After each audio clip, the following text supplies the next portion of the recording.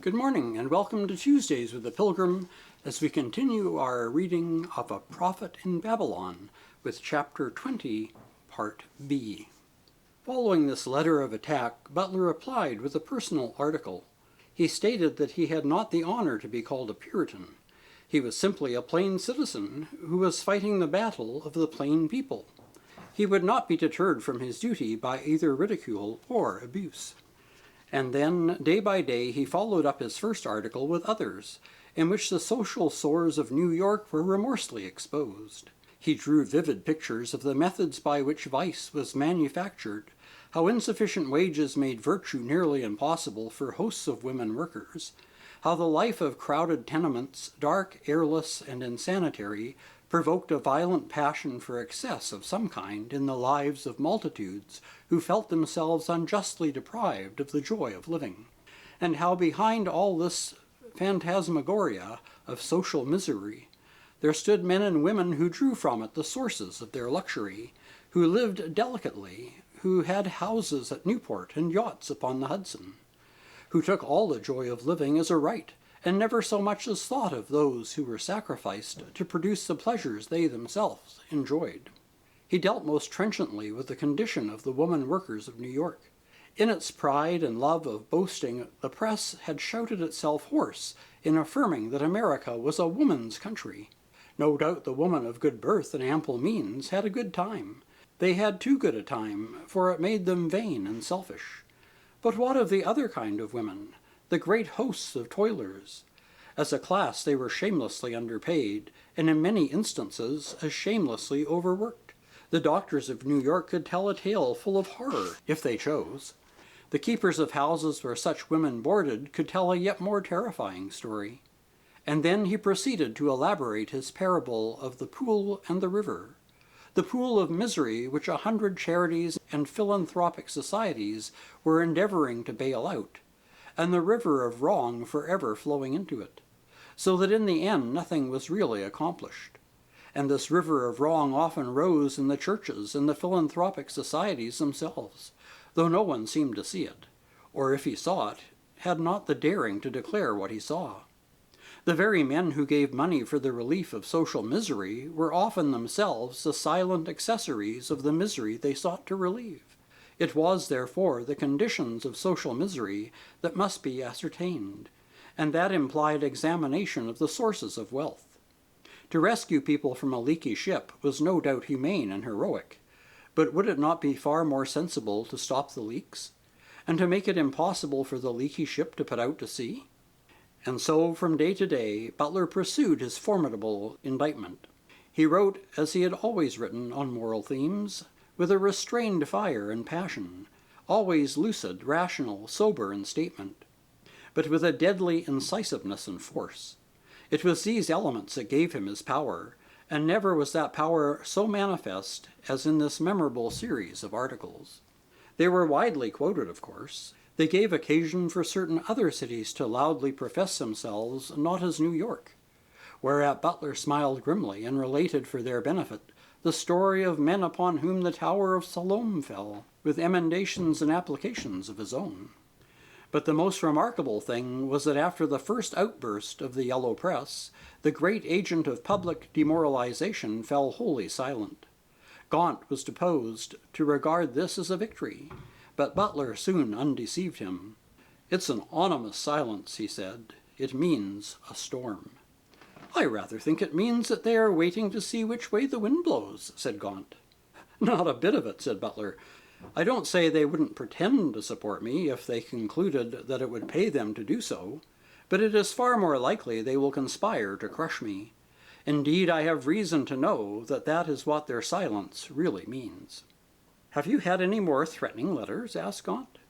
"No, but I found that they have tried quietly to buy control of my paper. Fortunately, that is impossible. Have I ever told you the history of my paper?" "No, but I would like to hear it." "Well, I worked for years at journalism, saving every cent I could, always in the hope that I might some day get a paper of my own, for a mere editor is in a position much more insecure than that of any minister. He is, of course, entirely at the mercy of the proprietors of his paper. and who may change their policy at any moment's notice, or may differ from their editor in opinion, and may sell their interests. A mere editor is the least independent of men.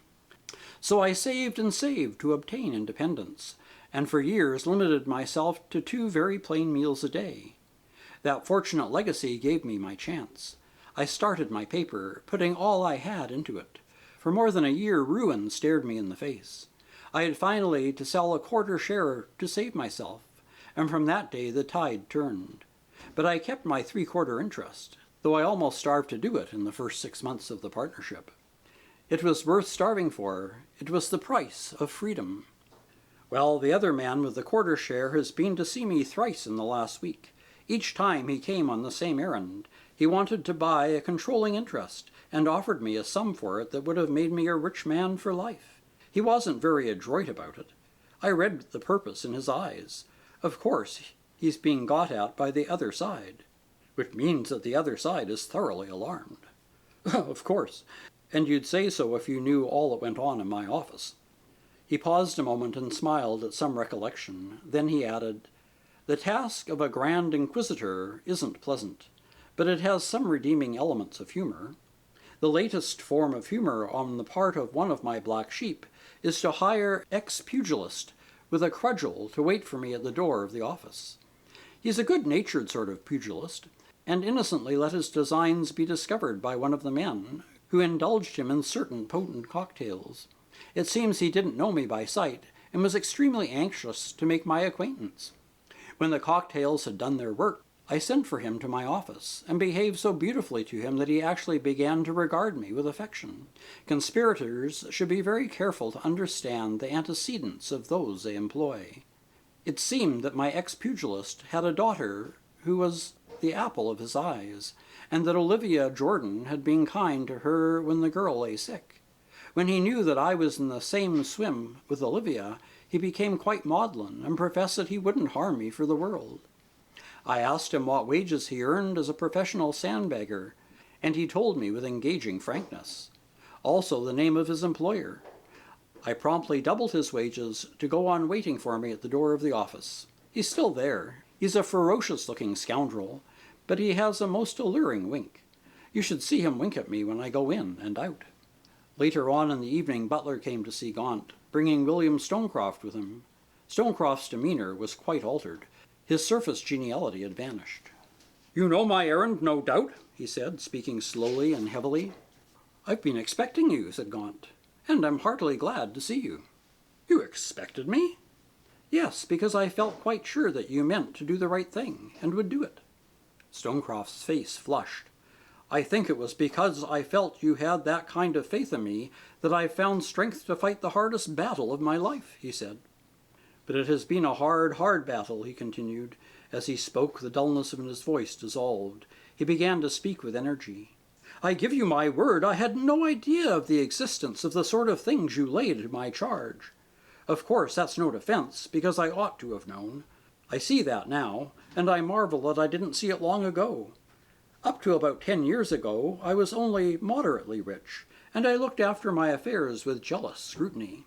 Then I found myself wealthy, and like most wealthy men, I thought I had a right to enjoy my leisure. I made my riches in New York, but I ceased to live here. It was the beginning of the mischief." "I think I understand," said Gaunt. "No, I doubt that you do, or can. At all events, I am sure you can't understand the temptations of such a position. Do you know what it means to live in a green nook of the country, with all the pleasures that wealth can give you? Well, I will tell you what happens. Your soul goes to sleep.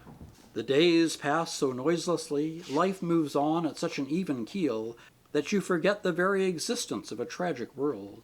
If you think of it at all, it is with a complacent commiseration, as if of something far off and unreal. Then your moral sense becomes lethargic, and as for your power of sympathy, there is nothing to call it out. That is how I lived, with my soul asleep. But I've learned my lesson, thank God. I've learned it, though it has been a terrible lesson." His face was tragic. Then he continued, "Do you remember how you asked me that day what I was going to do? I went away in great anger, but night and day that question haunted me. I found myself reviewing my methods of life, and the more I considered them, the more unhappy I became. At last I saw one thing clearly. I saw that a man ought to live where his money is being earned. The moment I arrived at that conclusion, everything else became clear to me. I was taking the rewards of labor without laboring, and that was my sin. And nothing could be right with me until that sin was renounced. Having reached that decision, I knew what I had to do. I have spent the last month in New York, and have gone thoroughly into my affairs. Some of the worst abuses have been remedied. Be patient with me, and I promise you that the rest shall follow. The best guarantee I can give you for that promise is that at Christmas I shall return to New York for good, and go to business every day as I used to when I was relatively poor and struggling. I have let my country house. I intend to live among the people who henceforth will work not only for me, but with me. I will make it my business to make them sharers in all the good that I enjoy, as far as it is possible to me. Gaunt and Butler were both deeply moved. Gaunt stretched out his hand to Stonecroft in warm regard. It was some moments before he could speak. When he spoke, he said in a low voice, "Mr. Stonecroft, a few weeks ago when you offered me money for the League of Service, we refused it. I want to ask you now to give us something better than money." "What is that?" "Give us yourself. Join the League and work with us. You have earned the right." "I shall count it the greatest honor of my life," Stonecroft replied. And so that night there was written on the roll of the League of Service a name that was ever since a synonym for stainless honor and widest charity, the name of William Stonecroft. And that's the end of chapter 20. We'll continue next week with chapter 21, Home at Last. Until then, take care, stay safe, and God bless.